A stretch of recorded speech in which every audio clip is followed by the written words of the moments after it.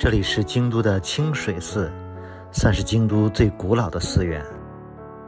春天这里樱花烂漫，是京都的赏樱名所之一，而秋季这里是红枫飒爽，又是赏枫圣地。清水寺这个悬空的清水舞台，也是日本的国宝级文物。这也是从高处看京都和看日落的很好的地方，夜景也非常漂亮。1994年，清水寺就被列入世界文化遗产。跟着我一起游览一下。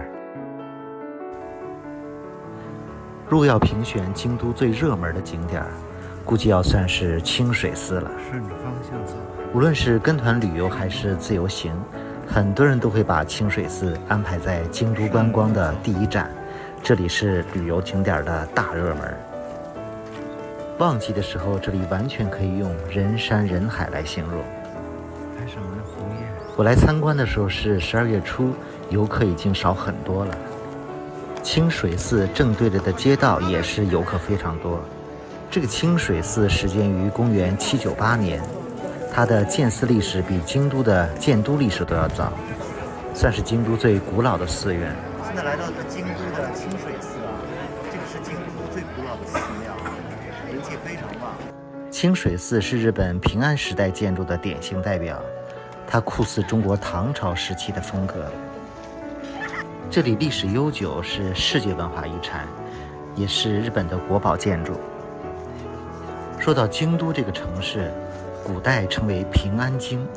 8世纪的时候，它仿效着中国隋唐时代长安和洛阳的城市格局，在本州岛的中部建起了自己的京都。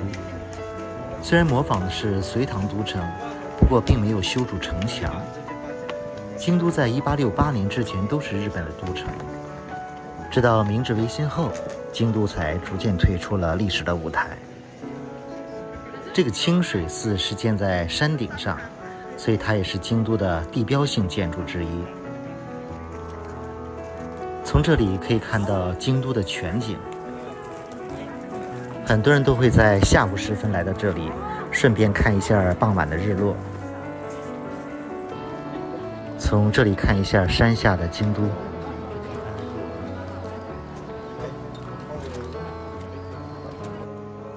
清水寺现在的建筑基本都是1633年重建的，这些建筑也有将近400年的历史了。现在看到的这个平台都是免费的，在这里可以看到周边的红叶，难怪这里的游客这么多，在这里看红叶真的是非常的壮观。我们先在外围转一转，看看外围的红叶。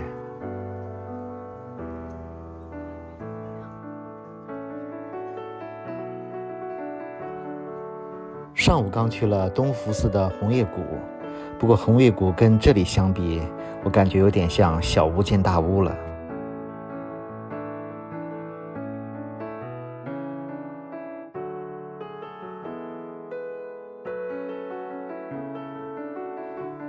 寺庙前景色就非常漂亮。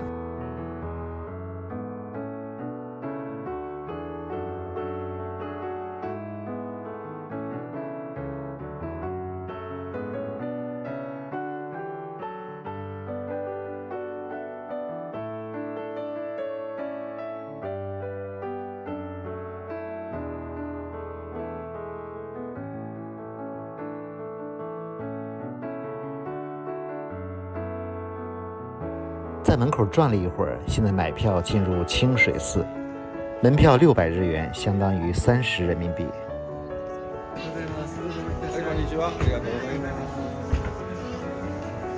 买了门票就可以进入本堂参观，里面的红叶谷看上去更加的壮观。那些枯枝的都是樱花，所以这里春天赏樱，秋天赏枫，视野非常的开阔。清水寺的本堂有很多粗大的原木支撑，几乎悬空的倚建在山坡上。这应该是2件古代兵器吧，有一个是200多斤。看这个小伙子能不能拿得起来。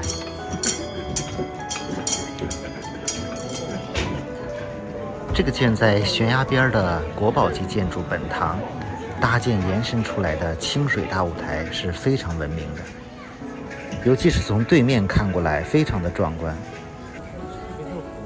下面就是悬崖山谷，现在整个山谷都是红叶。欣赏一下清水寺的风景，能听到有水声，下面有个瀑布。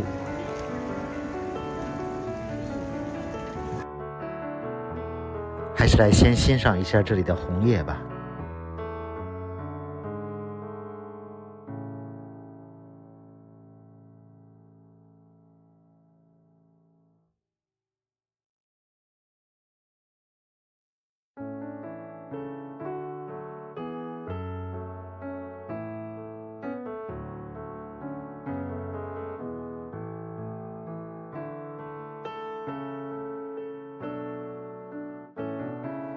顺着游览的路线有一个环线，沿途可以看到各国的游客穿着他们的民族服装拍照。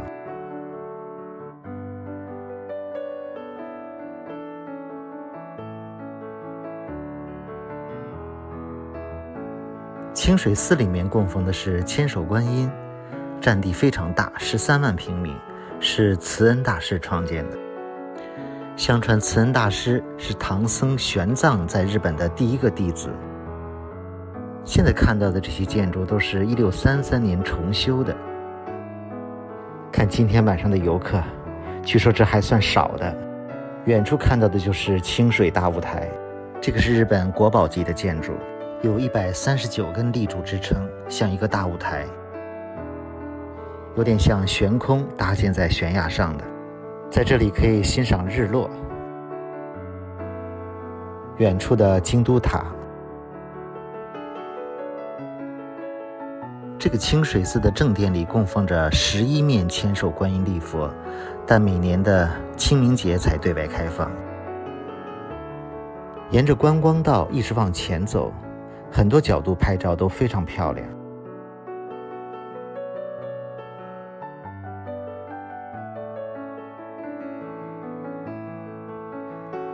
游客都变换着不同的角度拍照，只要看到一棵红枫树，再对着古建筑拍照就非常美。像这样的角度完全可以做明信片了。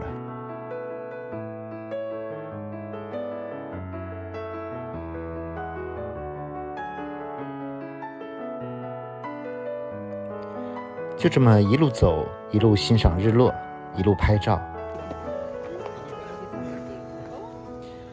前面还有一个小山峰，上面也有个塔。穿过拍照的游客走过去，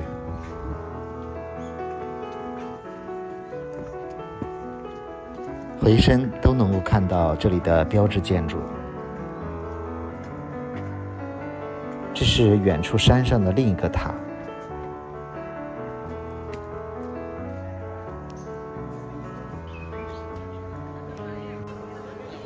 再次返回到这个游客聚集的平台，不过今晚的云太厚了，没有一个完美的日落。看前面这个清水舞台上的游客也非常多。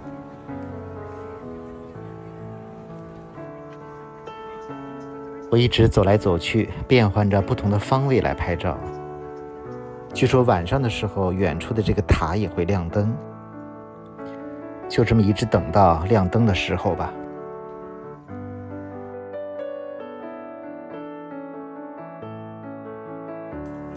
已经亮灯了，城市的灯光也亮起来了。下山看到这个清水寺里面著名的阴雨瀑布，这里的清泉被列为日本10大名泉之首，非常有名。很多人会专门过来。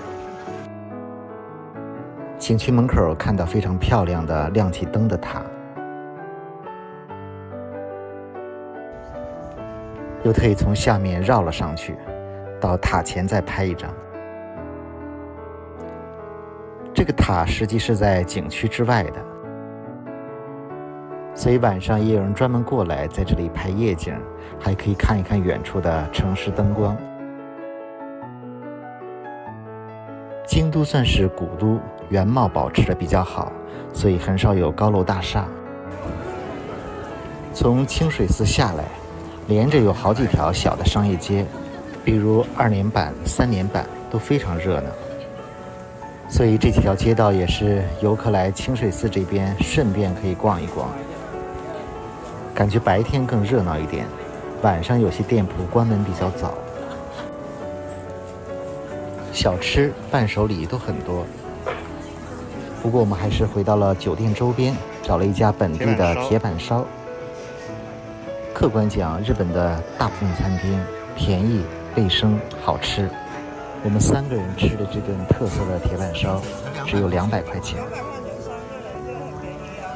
吃完还想起来，来一起吃多一点的这个可以吃得完的哈，不好吃啊。你们2个。